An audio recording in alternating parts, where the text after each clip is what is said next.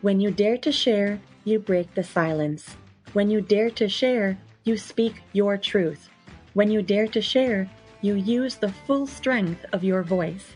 When you dare to share, it brings opportunity to own your story. So tell it, be heard, and at the same time, your sharing is someone else's learning, inspiration, motivation, empowerment, and hope. There's always an element to each of our stories that remains a secret. For some, we feel it's a dirty little secret. Dare to share your untold story exposes these secrets in a welcoming and positive way. I encourage each of you out there to dare yourself to share what is yours to tell. When we dare, it is the courage to do something really important.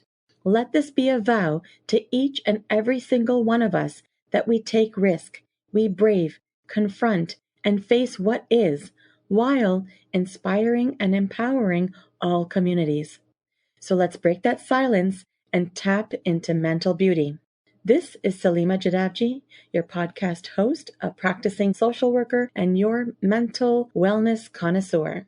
Welcome to the Dare to Share Your Untold Story podcast, episode number 55, Shocking Tragedies That Marked and Changed Her Life's Perspective Forever. To all my fellow listeners, before we get started, I'm just dropping in a note to give you a heads up that this podcast might be emotionally triggering for you. We do invite guests onto the show who share openly about extremely difficult life moments with exposure and impact of what the struggles have been like.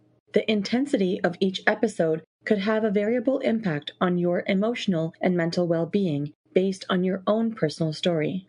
If at any point the topic becomes uncomfortable or upsetting to you in any way, please do not pressure yourself to listen. Instead, be kind to yourself, do some self-care, and perhaps give another episode a try. Today, I have the pleasure of introducing our courageous and daring guest, Thalia Lang. Thalia is a University of British Columbia Master of Arts Counseling Psychologist graduate student pursuing a career in suicide research and clinical counseling.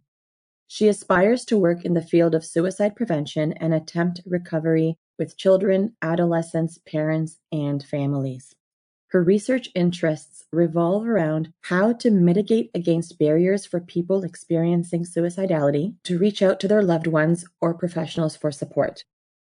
She holds additional interests in researching underrepresented groups in suicide research, including first-generation Asian Canadians and other groups. Outside of work, Thalia enjoys trail running, playing video games, cooking with new recipes, and sharing laughter during warm-hearted conversations over dinner with friends. Well, hello, Thalia. Welcome to the Dare to Share Your Untold Story podcast.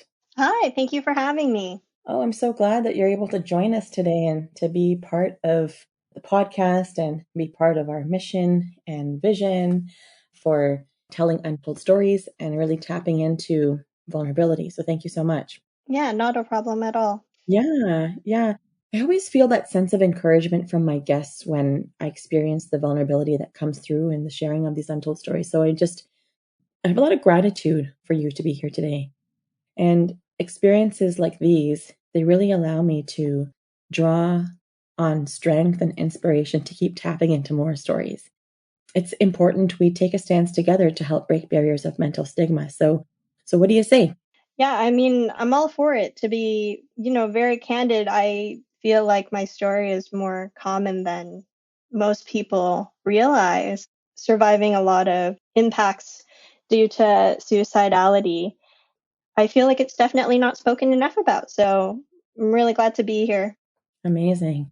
And I can't wait for us to start unpacking that and getting into some of those layers. And Thalia, in case you're still wondering, so on a broader level, this podcast really is about bringing forward untold stories that people go through, whether it is directly about a mental health struggle or about something else. So no matter what the storyline is, there is impact on one's own mental health in some way. And that typically remains tucked away for a lot of people. So the intention of this platform, it's really to serve people It's really to serve the community in a way to break the barriers of mental stigma that have been conditioned in our society.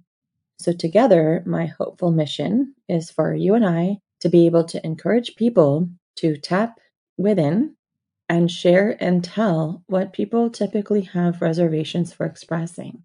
And of course, I'm bringing forward a trend. It's called the mental beauty rethink. Thalia, what comes to mind? What are your first initial thoughts when you hear that phrase, the mental beauty rethink? That's a really interesting question. I would say that statement really reminds me of a cliche, and a very common Mhm, cliche of beauty is in the eye of the beholder. And so for mhm, me, when I think about it, it really is what is mental beauty to oneself, especially because mhm, we all have different experiences, right? What makes us feel healthy? What makes us feel beautiful within our minds, not just about our bodies, but about ourselves. mhm. Yeah, it's pretty much what I had been aiming for, right? So the whole idea of balancing out physical health and mental health and being able to open up the possibility for people to have conversation and see things from the perspective of something that's more neutralized and equalized. Because I personally believe that in order to have good physical health, you need to have a healthy mental well being. And in order to have a healthy mental well being, you need to have good physical health as well. So I always get curious about what my guests are thinking when I spring these words on them. So thank you for sharing that and for bringing the cliche into it. Beauty is in the eye of the beholder. Yeah, thank you. My pleasure. Yeah, I definitely feel that people often take in their own expectations of what other people have in mind for them, whether it's our parents, family, the media, and feeling that we can appreciate ourselves within our own minds and within our own mental health is very important. And to do that without judgment is a very difficult task, right? It's a very Mhm, mhm, monumental task. And so I can mhm, appreciate how me sharing my experience on this podcast, maybe someone will feel like any of the emotions they felt in a similar situation are really ugly. And then over time, change it to mean something that isn't ugly. mhm. Absolutely. All right. I'm ready to get started. How about you? Yeah, let's do this. Okay, I can hear the energy and enthusiasm in your voice. I love it. All right, Talia, give us the newspaper headline of how you would title your untold story. How would it read? A survival guide to growing from suicide loss. A survival guide to growing from suicide loss. Yeah, I feel like it really captures the learnings and the essence of reflection, and what a lot of people who want to find some sense of security after they lose a loved one to suicide, they're looking for a survival guide, and it feels like I'm feels like I'm on Survivor, like the reality Mm-hmm, TV show, but a really sick mm-hmm, version of that in my youth when I was mm-hmm, going through this story. You're just like on a deserted island and you're just looking for any instruction about how to cope with these awful tragedies. And so when I look back, I think to myself, what it really is eventually over time, these tragedies, the awful things that have happened, the ups and downs and the turbulence of it all have really accumulated to this type of survival guide. So I would say that that is the headline for my untold story. All right, I'll take it. Sounds pretty great and helps us segue right into your untold story. So give us the synopsis, give us that summary of what your story is all about. What was really interesting about my story and about how you and I met is that this all came from a LinkedIn post, and a LinkedIn post that I didn't feel like held any true significance. I was just announcing that I had gotten into graduate school and essentially saying why I study suicide research. And the reason why I study suicide research is because I've lost three people to suicide or suicide attempt complications. So when I was 14 or 15, both my paternal grandparents attempted suicide together. And later on, Mhm, I found that Upon some reflection, because you're 14, you're quite young, or at least, when I'm talking Mhm. about myself, it was actually more of a murder suicide in that my Mhm. grandfather tried to kill both himself and my grandmother because my grandmother is incapable of really moving without assistance. And then flash forward to a mere year or two later, my very close guy friend, Andrew, who's also 17 at the Mhm. time, he hung himself in his bedroom and he passed Oh away my by God. suicide. And so, Mhm. these Mhm. events have changed my life forever. And so I would say that's a brief synopsis. It's very hard, cold facts, but that is what it is. Well, yeah. So let's go back for a second, and if you're okay, we can go back and talk about your grandparents for a moment. I'm curious, were you close to them? Did you have a bond and a connection? How did you find out? What kinds of thoughts rolled around in your mind when you first were told? Yeah, I remember that moment very succinctly. I remember I had gone to a yoga class with a friend of mine, and it was close to my house within a block. I had my cell phone turned off. And we finished the yoga class. I pick up all my stuff. I'm walking with my friend back. I'm checking my phone and I'm wondering, why do I have like 7 missed calls? I'm 14 years old. This is kind of like the pre-age of like being in your adulthood and getting multiple missed calls from people is alarming, right? You haven't kind of learned that part Mhm. yet. And Mhm. so Mhm. I check and I have a call from my cousin in New York City on my dad's side. I have a call from another New York City number. I have a call Mhm. from my dad, and then I have a call from my mom, and different numbers of call attempts. And then I think I have a call from another cousin in Vancouver. And then as I'm looking at my phone rings again, and it's my cousin in New York City. And he said, something awful happened. And I said, what do you, what do you mean? Mhm. And he said, grandpa and grandma are in the hospital, something awful happened. Like, you need to call your mom right away.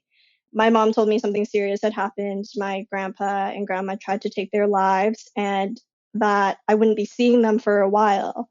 According to my parents, they had both slit their wrists and had been bleeding out in their downtown East Side apartment for quite some time. Mhm. The rest of the details are pretty blurry, but I remember going to my grandparents' apartment in my youth and looking Mhm. at all their books and chatting to them and, being a kid staring at stuff on the balconies. And looking back now, I realize that experience is not a typical childhood experience.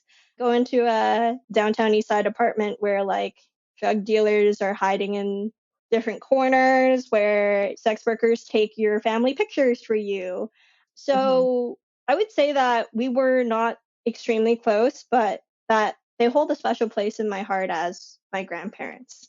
Mhm. Mhm. And do you remember how you coped with it over time? Once you realized that you weren't going to see them again? What sort of emotions came up for you? Well, I mean, I'm going to preface this with saying that I cope with most things with a healthy, generous, gravy amount of humor. And so I hope anyone else who's listening right now who copes in the same way can resonate with that because you're like, how do you cope with that? I'm like, not well, very not well, not well at all.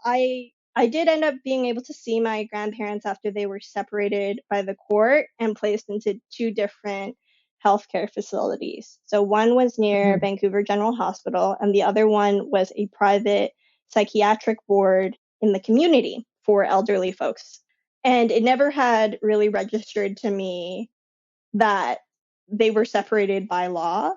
And that's why, I as an see. adult, I now understood, oh, it's not grandpa and grandma attempted suicide. It was grandpa tried to kill grandma because he was so lost in his elderly age that he was so Mhm. hopeless. He had no other way that he thought he could live on.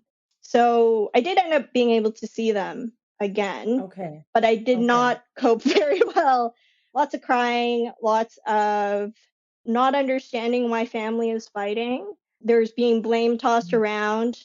And I'm not going to say, out of respect of my family members, who blamed who for what, who said what to who. but it was just a lot of chaos as a teenager who had no eggs in the basket, no stake in the game, and who never really understood what happened, because I saw them after they had their bandages removed and were recovered. Mm-hmm, mm-hmm. And so, did your relationship change with them at all post recovery, or did it stay status quo? I feel like we got closer within the last year of their lives. I think they both died Mm-hmm, within a year of their attempt. I remember the funeral being before Andrew's funeral. And mm-hmm, so I would visit my grandpa a lot. And so for any Vancouver listeners, he was in a psychiatric ward at a bottom area in East Van near Commercial Broadway SkyTrain. And there's a SkyTrain or two over a station where you can walk up to a TNT and they sell kanji there. And my grandpa used to work there. I think once every week during that time in high school, if I wasn't working, I would go walk up this big hill from Renfrew SkyTrain, get kanji, walk down the big hill, and go see my grandpa in the psychiatric ward. And we mm-hmm, would mm-hmm. talk, and, his face would light up when he saw me. And Right. I would always say to, my friends, I'm like, no one could give me that same look of love and admiration, that I could come every week and just talk to my grandpa. And over time, it became harder Mm-hmm, and harder because his condition deteriorated so much, to a point where my mom was like, you need to stop going because this is not good for you. Like, I'm not letting you go mm-hmm. anymore. And then I would be, in typical rebellious Asian child fashion, not like the Mm-hmm. cool kid smoking cigarettes. I was like, I'm going to sneak off and visit my grandpa. But we got a lot closer. My grandma Mm-hmm. had, I think, 2 strokes after the attempt, and so I Oh would my visit her goodness. and just sit with her. I still Mm-hmm. felt very close to her, but we didn't really communicate because she couldn't communicate. So there's more sitting in silence with your grandma and more chatting and a different kind of bonding with your grandpa. Yeah, I mean, I look back and I think all I truly remember is just how much he loved me when I came to visit him, because Mm-hmm. when someone is in a psychiatric ward, they don't get to leave, and they get fed the same mush that everyone else is fed. And so when someone who loves you comes and visits you and gives you something that you love to eat, I felt that he really felt seen and loved in those last moments, because he did live a hard life as a Asian Canadian immigrant. Mm-hmm. It was a lot of Asian dysphoria, a lot of we didn't come from money and we came from poverty. Like, I think he only ever had one watch, and I have that watch now. And he had it all the Mm-hmm. way from when he landed in Canada, and an uncle of mine picked him up from the airport and gave him this watch all the way until he passed away in that psychiatric bed. And I'm really happy to say that I have the watch with me. It's one of my most sentimental possessions. Mm-hmm. It's nice that you have something sentimental to keep with you to help you remember, to have those rememberings of the bond, despite how things had unfolded to get to that place. Hmm. So I'm curious, Talia, you've shared so much about your grandparents and what that process was like and what the witnessing of that was like. Can you say a little bit about what your experience was like of learning about Andrew, your friend Andrew? And you mentioned that he hung himself in his home. You're his good friend. Did you have any inkling or any indication that he wasn't doing well mentally? Did you pick up on anything, or do you feel like he did a really good job hiding it? I want to say, in a candid, humorous way, it was almost as, looking back, chaotic as that new show that everyone's raving about called Euphoria, because Mm-hmm. I'm 95% sure, was involved in, and I giggle a lot because Andrew was a honor roll student. He was also Asian. Mm-hmm. We came from the bread and butter of education is everything. We need A's to survive in our Asian households.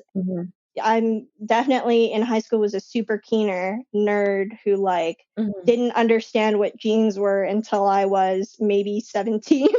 And so Mhm. I'm kind of giggling to myself a bit because when I think about Andrew and his struggle, it really was very obvious. It was very, very obvious. He Mhm. had moved from another school to start high school. I knew him ever since we were in grade 8 together. Mhm. He Mhm. quickly won the heart of a very close best friend of mine during high school. And I knew him as the boy who gave my friend roses in the hallway and would play her songs and carried his guitar everywhere. And then over the years, I'm 95% sure he became involved in dealing drugs, although I can't say for sure. He definitely went to a lot of parties, was involved with a lot of different substances. I think it was just mostly drinking and marijuana. Mhm. Just not necessarily in the best crowd, but still a very good person. And I remember, I think in grade 10 or 11, things started to get really rocky. When I think about my adolescence, I was just chatting with a friend of mine who also knew Andrew and was, very deeply connected to him too. We were joking about how awful Mhm. it was that we got zero support. It was just like utter anarchy when this person died. When Andrew died, we were just like chickens running with our heads cut off because no one could console us. We had no support. We didn't know really what Mhm. depression or anxiety was. We didn't Mhm. really know what Mhm. antidepressants were. And so Mhm. there were warning signs. We would chat on Skype Yeah. until the long hours into the night. He would say things like, no one will ever love me. Love is never real. Mhm. Those aren't exact quotes, but he would definitely say, I don't believe in love anymore. Like, why is there any reason for me to live? Like, Right. so and so girl broke my heart. Yeah, but I'm seeing that it would have been so hard for you to pick up on it because culturally, all these concepts are so foreign, as you were mentioning, depression and anxiety, and to talk about your mental health or having your mood be really seriously impacted culturally, if you are not exposed and knowing how to talk about it, you might not know what you're supposed to look for, what is actually a sign, or what is actually a symptom, or what actually requires getting help. For sure. Now that I've been in the field of psychology for Hmm. a reasonable amount of time, I am Hmm. by no means any expert. I hope to maybe be an expert Hmm. one day. And even then, I Hmm. take it with a grain of salt. But looking back, it was Sure. really, really obvious to an expert, not obvious to a teenager. Exactly. In Hmm. hindsight now, looking back, you can say, okay, these are check marks on this checklist here. If I was to do a screening or something, this is pretty evident. But as a teenager, as someone so vulnerable and going through the motions yourself and not really having the language or just the exposure to it, it probably was just too new for you. I would say it felt more like everyone was trying to help, but in a way that we didn't speak each other's emotional language. The way that Hmm. our friends, myself included, tried to help Hmm. Andrew were very like if I was trying to speak Chinese to someone who spoke French. And we Hmm. weren't Hmm. really speaking his language of pain and we didn't really understand. I've said, unuseful idioms now to him that I'd look back and I was like, oh man, that doesn't really change anything. But, there Hmm. were other signs. He eventually was admitted into the adolescent inpatient psychiatric ward. He hadn't attempted at that point, but I remember showing up to the hospital one day frantically after being told that he was in hospital, and I don't think I really even understood why. I was just like, oh my god, like he's in the hospital right now, like I need to go. I hopped on the SkyTrain and went to Royal Columbian Hospital, and I was in tears and I'm like, oh my god, Andrew, are you okay? And he looked at me, he was like, bro, why why are you here? And he was just sitting there, like no bodily injuries. And when Hmm. I spoke to him, first of all, he joked and he said, they don't allow cigarettes here. And I'm not okay. I was like, Andrew, this is not importante right now. Like you're in a Right. hospital. And he said, you don't know how hard it's not to like bum a cigarette from a nurse. It's so hard. They don't get it. And now I look back and I'm like, yeah, okay, if you made a teen quit smoking immediately, of course Mhm. they're going to not have a good time in the psych ward. But Mhm. Mhm. he did, after we went back and forth in our adolescent chaos of an Mhm. exchange, Mhm. he did say to me, I told them the truth this time, Talia. I Mhm. told them how I really feel. Mm. Looking back, I didn't understand what that meant. I was like, okay, Mhm. good. He told them how he feels. Like, okay, he's Mhm. gonna get better. He's in the hospital. Mm. And You got some hope, sense mhm, of hope. then I don't. Again, this is like a decade ago, so Mhm. Mhm. I don't want to say any details that are completely untrue. But somewhere in between there, his father kicked him out of his home, and he Mhm. became homeless and was couch surfing. And Mm. at some point, I think obviously his relationship with his father was really strained, but it was all these little Mhm. things that he never outwardly said, I want to kill myself. I don't want to live anymore.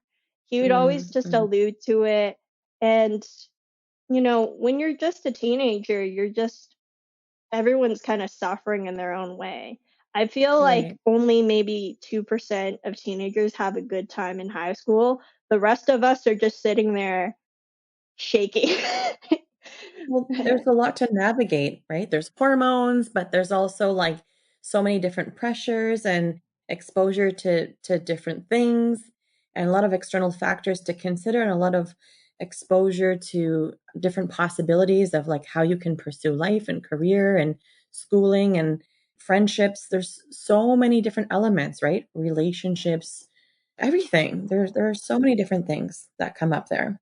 hmm Mhm. When I look back at the total of currently 3 suicide Mhm. deaths in my life, my grandparents attempted but survived, and then were Mhm. separated, and then basically had like a year long ish period where their health deteriorated, and all hospital staff were like preparing us for the Mhm. idea that they're not going to live for much longer. So it was very drawn out of a Mhm. process. Mhm. Whereas I woke up one day and then Andrew was gone. Yeah. What was that like for you? How did you come to know about that he passed away? I remember it very clearly. I Mhm. woke up late in terms of attending school. It was a Monday, and I had a spare block in the morning. I got a text from Sarah or something saying, "Call me." And I was like, "Okay, well, I just woke up. It's like 9:30." And I was a very overworked, overachieving high school student. I had like, Mhm. president of whatever club, co-chaired this, did that, took AP courses. And so naturally on a Monday morning, I'm exhausted and zonked. So I call her and she says, you need to come to the gallery. And the gallery is a Mm. very nice part of this public Burnaby school. Our school at that point was, I think, 105 years old. And the gallery was maybe the nicest room in the school. It was the art Okay. gallery. And so Okay. I, being a very insecure teenager at the time, thought that Andrew was going to ask me to prom. I thought that he was gonna ask me to prom as friends because he and his girlfriend then were kind of on and off, and Andrew knew how much of a struggle I had with boys as a nerdy, awkward teenager. And so our relationship was always platonic, and I could have seen him asking me to prom as a non fuss, I'm gonna take my female friend to prom and it's gonna be great. It's not the same as having to take a girlfriend because your girlfriend's like, we have to have matching corsage. You're just like, no, we're gonna take Talia. Mhm. Talia's a bro. Let's go. So Sarah is adamant. She's on the phone, very serious. You need to come. You need to come. And I hear his ex-girlfriend in the background. And I hear you need to tell her. You need to tell her. So I'm very stunned in some way. Mhm. Mhm. And I'm like, I'm not coming to the gallery. You guys, I'm not gonna be embarrassed with a public proposal is what I was thinking. Right. And Sarah pauses and says, Andrew, Andrew, Andrew died, like he's gone. And I was like, what sick joke is this? It's Monday. How dare you? And Sarah was being really serious, and she said, you know, you need to come now. Like, there's people crying.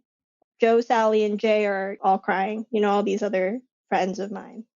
So I rushed to school. I had my dad drive me. It hadn't really set in. And I just was greeted with like 3 police officers. All our school counselors were there. A couple of teachers were there. And it was Mhm. just grade 12 girls and boys sobbing, just Mm. broken. Mhm. And I Right. was just in shock. And I was in shock for the longest time. Yeah. Yeah. I mean, you definitely went through quite a bit over your teenage years, which is not typical. And like you said, your experience with your grandparents was very different. It was slower, it was drawn out. A lot of surprises, but different. Whereas with Andrew, you had a journey together with him, and there were points where you thought he was getting better. And you probably had no idea that it would ever turn into anything like this. That it was so sudden. And that's the one day that you learn about it when you're not even at school yet. Well, I mean, you learned about it once you got to school, but you weren't at school at the same time when everyone else was learning about it. And you had the mindset of, oh, this could be like a public proposal for prom, as just something as friends and whatnot. And your friends had to sort of work up the courage to tell you, and then only for you to see how the rest of the school or the rest of your class is coping with it. So that probably was a big shocker to you. Yeah, my friends and I, the ones that were very close to Andrew, would Mhm. chat about how we would walk around school and just expect him to turn the corner. Like it was just Mm. some sick joke that he pulled on us because, you know, he had dark humor and a very good Mhm. sense of dark humor at that. And so, as teens who had no awareness about how to cope with suicide, our default way of coping, when I think about it first, was like, he's not dead, denial's key. And then I went to the funeral. We saw him in the casket. And even at the funeral, sitting with my best friend at the time, I was like, he's got to be pretending like he's gonna sit up any minute right now, right? It starts to sink in. And sure enough, at my grandparents' funeral, separate funerals because they passed away within a couple of months together, they didn't pass away together Mhm. in time. Mhm. My parents and family members were really adamant about don't touch the body. Don't touch the body. It's bad luck. And we're spiritual Buddhists, and we Mhm. have our own like religious spiritual practices about funerals and grieving. So I listened because I was Mhm. 14, but I was alone this time. And again, Asian rebellion. And this time, Andrew is of a different religious faith, and I don't remember which one it was, but it was not the same faith as mine. And there was Mhm. a priest of some kind who led the funeral proceedings and said, you feel free to touch Andrew or give him a kiss on the cheek goodbye, because it was an open casket. Right. And so eventually, you know, after the wake, it became my turn and I touched his hand. And I say this to all my friends who have never gone to a funeral before. Do not, there's a reason why people say do not touch the body, because your Mhm. life changes forever. This was a Mhm. person who loved me as a friend, who called me on Christmas to tell me that his girlfriend broke up with him, who, when I would cry that boys didn't like me back, he would hug me. He's, you know, one of the first people I ever shared an alcoholic drink with. He, you Mhm. know, is someone who holds a very special place in my heart. He's probably one of the first male people outside of my family to ever respect me and to be a good Mhm. friend. Mhm. And to know Mhm. that this person who was warm when you hugged them and had this gracious smile, and then you touch them and they're cold, and you're like, oh Mhm. no, I just gave Mhm. myself an injection of trauma. And I'm Mm. really glad Mm. that I listened to school counselors when they said, don't go to the cremation. Like, you're not going to be able to handle it. Mhm. And I didn't Mhm. go. I Mhm. didn't go. And I'm really glad for it, because Mhm. that moment, that was the moment that I was like, oh no, he's really dead. Like, this is him. He's dead. Mhm. Mhm. That's the thing that you remember so clearly. looking at him in the casket, but not just looking at him, is even taking his hand and seeing that this was a really different experience than what you're used to. The warm-hearted Andrew. I remember because his parents and his brother were sitting or standing by the casket, right, saying goodbye and thanking everyone who came. And I remember looking at his mom and said, something like, "Thank you for raising your son the way he was, because he was like a brother to me." Mm-hmm. So, Talia, when people come to see me for therapy, people are typically in one of three places. Some people are getting started, some people are in the middle, and some people are looking back. And when people are getting started, they're coming in with a number of things, and sometimes they don't know where to start, where to begin, how to make sense of it. Some people are in an acute phase. They're navigating through the muddy, murky waters.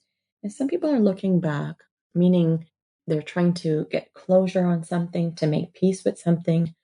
Or some people are in a place of trying to reflect and make sense of things so they can move forward in the next chapter. So, what part of the journey would you say that you are in? Would you say that you are getting started, in the middle, or looking back? I would say, looking back, it has been 10 years almost, I think. Actually, yes, almost Mm-hmm. 10 years, and a little after 10 years since my grandparents have passed away. I've gone through hours of therapy, like so many hours of therapy for this, that if it was the equivalent of physical training, I would be an Olympic athlete for like 7 sports. Mm-hmm. And So you're an emotional athlete. I am an emotional athlete. I am a 5 foot Okay. 2 Asian woman, but who's a little chonky, but I am an emotional Athlete athlete. of emotions. Yes. Oh yeah, fully thriving. And so this is something that happened to me and is a fully healed source of motivation for me to move forward. After my grandparents passed away, I kind of just became emotionally numb, but it wasn't super outward. I just Mm-hmm.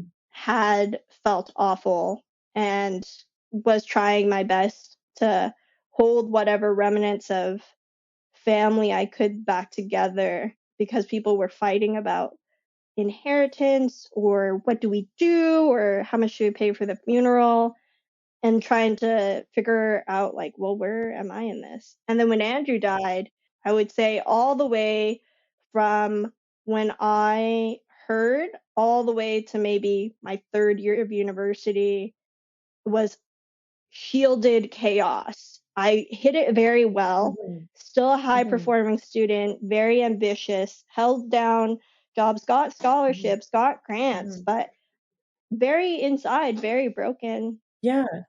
I actually like that's the question I really wanted to ask you. How has this experience, this untold story, affected your mental health? You've mentioned when your grandparents passed away, you described that process of some emotional numbing. And, with Andrew, there's a lot of different emotions that you're experiencing and a lot of disarray of thoughts and emotions that were coming up. Can you talk a bit more about how your mental health was affected and how it continued to be affected? To really get into the nitty gritty, Andrew died, and I, again, nerdy, keener, Asian student, straight A's, never got invited to parties. I went from that to I missed school for, I think, 2 months. I started going to parties all the time. Mhm, mhm, I started drinking very mm, heavily. And mm, that continued all the way through in undergrad. And a lot of people, especially those who study substance abuse, will say that those freshman years of undergrad or university or college are those fresh prime years for substance abuse, especially alcohol abuse, to sneak mhm, in. mhm, And I look back and I mhm, think how it impacted my mental health. I definitely gained an on and off drinking problem, mm, not mm, always close to it, but I found a lot of solace in vices mhm, of most or mhm, any nature when I had this kind of freedom. after I'd Mhm. gotten into university and I was living on first year residence. I would just chase anything that would make me not feel anything. And Mhm. the other ways it's impacted my mental health is that I've become to realize I'm a very Mhm. protective person and I'm a very tiger mama bear situation around my friends. Mhm. Maybe hypervigilant is like the clinical term for it. I don't take well to any type of threats and I get very defensive around my friends to a point where a lot of them are like, whoa, like we were trying to have a good time in first year. Like, why are you saying this or that? Or this is none of your business. It's not a one to one of like being hyper aware or being too nosy about my friends is a bad thing, Mhm. but I've learned Mhm. over time now as an adult to scale it back to moderation and to a more healthy level of concern instead of this Mhm. like, oh my God, I never want anything bad to happen to my friends because my friend died Mhm. and because my grandparents died and because I had to ride in ambulances and because I had to attend funerals. Like I've understood Mhm. that that unhealthy amount of concern really needs to be toned down for it to actually really be anything productive. Mhm. Mhm. Right. Okay. So, Tilia, tell us, what is your key message to the listeners of our show?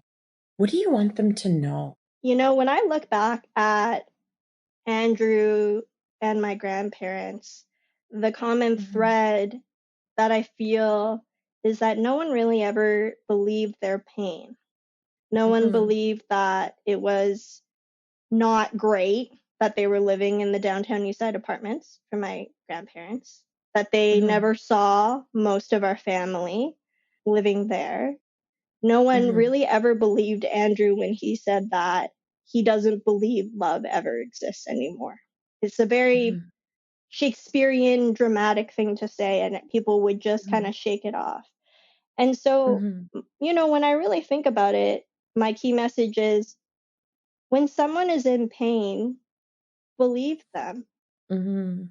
Really soak it in that they are in pain and don't Mhm. say stupid things like how I used to say.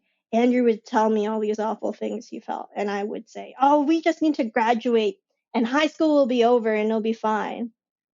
And I wasn't really Mm. listening to him when he was saying, I'm in so much pain. And he told me, he would Right. literally say, I'm in so much pain. I don't know how anyone could live in a world where love doesn't exist. Mhm.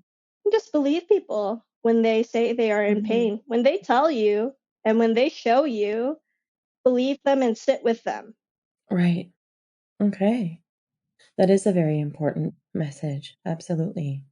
So I'm also curious about, what was that game-changing inspiration that would have been close to you that reflects your untold story? So is there like a mantra, a quote, a book reference, or an event or something or someone that just really speaks to you or spoke to you, that really was that game-changing inspiration that you have?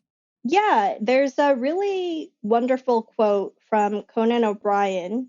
I'm a huge fan Okay. of thoughtful comedians, Conan being one of them. The quote itself is from his last episode on The Tonight Show. And the Mhm. quote was, if you work really hard and you're kind, amazing things will happen. And Mhm. I actually originally heard this quote from Conan speaking at a convocation, and he had said it a little differently. And then I realized that was the source of that quote was actually from this very integral moment in his life and career where everything he had worked for to become the host of the Tonight Show, the epitome of like comedic throne on TV, and just have it taken away from him, that he really shared this as an advice to graduates. And Mhm. so Mm. that's my favorite quote and something that Mhm. I live by. And then the two other things I live by the most are, it costs nothing to be kind, and Mhm. if you have nothing nice to say, then don't say anything at all. Mm. Okay. So, what is a cause or an organization that has been impactful to you on your journey that you would like to give a shout out to? I currently run men's peer support groups for the Canadian Centre for Men and Families, abbreviated known as CCMF. They are a Mhm. wonderful men's-oriented organization which focuses on bolstering services, accessibility, and rights for men across Canada. A lot of Mhm. people don't realize that we have a lot of supports for women who have survived sexual assault or intimate partner violence or any number of issues that are often gendered for women. But the same level of access is often not catered to or extended to men. There's not often rape shelters for men. There's not often places for men to escape intimate partner violence. So I wanted to shout out the Canadian Centre for Men and Families, again, CCMF, and their Mhm. national peer support groups because they're a space just for men to share all the awful things, all the wonderful things, all their emotions. And we welcome men or male identifying individuals as they are into this space, whether it's about suicide, false allegations, separation, divorce, any number of issues. We welcome, men to join this peer support group. Amazing. What a great shout out. All right, Talia, how can people connect with you if they would like to? Where are you findable? I am a very low key person and a very boring person, unfortunately. You can contact me at my email listed on this podcast webpage or my LinkedIn profile, which I believe Perfect. is at Talia Wang and Talia with an H. We'll make sure we have that information so that we can make sure it's included. That's perfect. Well, guess what, Miss Talia? I'm done. I'm done Yeah, partying on the podcast. you've just dared yourself to share. Congratulations. Sweet. Yeah. Talia, it's been such a riveting and open, raw conversation on a popular topic that often gets people to cringe, that topic of suicide and all of the different complexities that come along with it. So to hear firsthand the impacts, the pain and the grief that you endured and how you connected to your pain, this has been truly admirable. This story has been incredibly encouraging to hear and witness. And so I hope it sparks hope in others to transform their pain and allow it to blossom into a helpful way to others that come next. So thank you for that deep conversation and for all the daring and for all the sharing. Thank you again for having me. It was an absolute pleasure to chat. Amazing. Once again, Talia, thank you for being part of Dare to Share Your Untold Story and helping to be a voice in breaking down the barriers of mental stigma.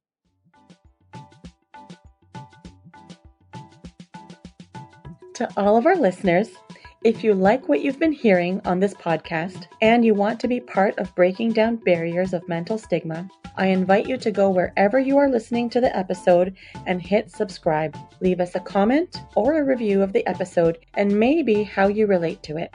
To learn more about what we offer, visit www.daretoheal.co. And if you are feeling ready and brave to share, please submit your story by visiting www.daretoshare.co. Thanks for joining in.